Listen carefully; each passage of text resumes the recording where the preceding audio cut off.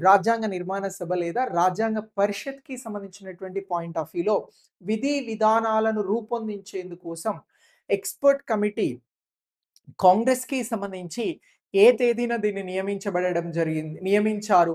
ఇది సమావేశాలను ఎప్పుడు నిర్వహించింది, ఎక్కడ నిర్వహించింది అనేటువంటి పాయింట్ ఆఫ్ వ్యూలో ఎగ్జామినేషన్‌లో ఇలా క్వెషన్స్ అడిగితే మనం ఈ మేకింగ్ ఆఫ్ ద కాన్స్టిట్యూషన్‌లో కాంగ్రెస్ పార్టీకి సంబంధించినటువంటి ఎక్స్‌పర్ట్ గ్రూప్ గురించి గుర్తుంచుకోవాలి.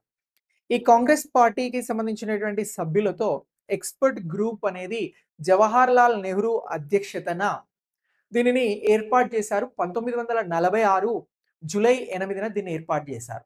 ఇలా ఏర్పాటు చేసిన తర్వాత జవహర్‌లాల్ నెహ్రూ గారితో పాటు ఈ కమిటీలో ఎవరెవరు ఉన్నారు అనంటే ఇక్కడ అసఫ్ అలీ మున్షీ గారు, గోపాల్ స్వామి అయ్యర్ గారు, అలాగే కేటీ షా గారు, గాడ్గిల్ గారు, హుమాయూన్ కబీర్, ఈయనతో పాటు కె సంతానం. ఆ తరువాత జవహర్‌లాల్ నెహ్రూ ప్రతిపాదన ప్రపోజల్స్‌తో ఇక్కడ కృష్ణ కృపాలని గారిని తీసుకున్నారు. ఇలా ఈ ఎక్స్‌పర్ట్ గ్రూప్‌కి సంబంధించి కన్వీనర్‌గా కృష్ణ కృపాలని గారు నియమించబడ్డారు. అధ్యక్షుడిగా జవహర్‌లాల్ నెహ్రూ ఉన్నారు. ఈ ఎక్స్‌పర్ట్ గ్రూప్ అనేది, ఈ ఎక్స్‌పర్ట్ కమిటీ అనేది ఎప్పుడు ఫార్మ్ అయింది అనంటే 1946 జూలై 8న అని అంటున్నాం. ఇలా ఫార్మ్ అయిన తర్వాత మరి రాజ్యాంగ నిర్మాణ సభ, రాజ్యాంగ పరిషత్‌ని ఏర్పాటు చేయబోతా ఉన్నారు. దానికోసం ప్రావిన్స్‌లలో ఉన్నటువంటి ఎన్నికైనటువంటి ఎమ్మెల్యేలు ఇక్కడ రాజ్యాంగ నిర్మాణ సభకి సంబంధించినటువంటి సభ్యులను ఎన్నుకోబోతా ఉన్నారు. నెక్స్ట్ రాజ్యాంగ నిర్మాణం జరుగుతది. కాన్స్టిట్యూషన్‌ని రాస్తాము. మేకింగ్ ఆఫ్ ద కాన్స్టిట్యూషన్ ఉంటది కాబట్టి ఈ నిర్మాణ సభ ఏం చేయాలి అనేది ఈ ఈ ఎక్స్‌పర్ట్ గ్రూప్స్‌కి సంబంధించి కాంగ్రెస్ సభ్యులు నియమించబడ్డారు. దానికోసం వీరు పనిచేశారు. గైడ్‌లైన్స్‌ని, విధి విధానాలను వీరు రూపొందించడం జరిగింది.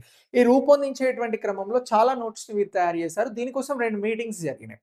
ఇలా జూలై 8, 1946లో ఈ గ్రూప్ ఫార్మ్ అయిన తర్వాత ఈ కమిటీ ఏం చేసింది అనంటే ఇదే జూలై 20-22 వరకు న్యూఢిల్లీలో ఒక సమావేశాన్ని ఏర్పాటు చేసింది.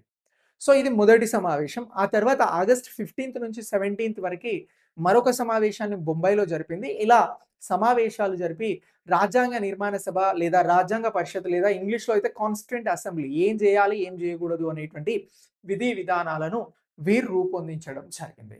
సో ఇలా ఈ కాంగ్రెస్ ఎక్స్‌పర్ట్ కమిటీ అనేది రాజ్యాంగ రచనలో ఇది ఒక ముఖ్యమైనటువంటి పాత్ర పోషించింది అనేటువంటి అంశాన్ని మీరు గుర్తించాల్సి ఉంటది రాజ్యాంగ నిర్మాణ సభకి సంబంధించి.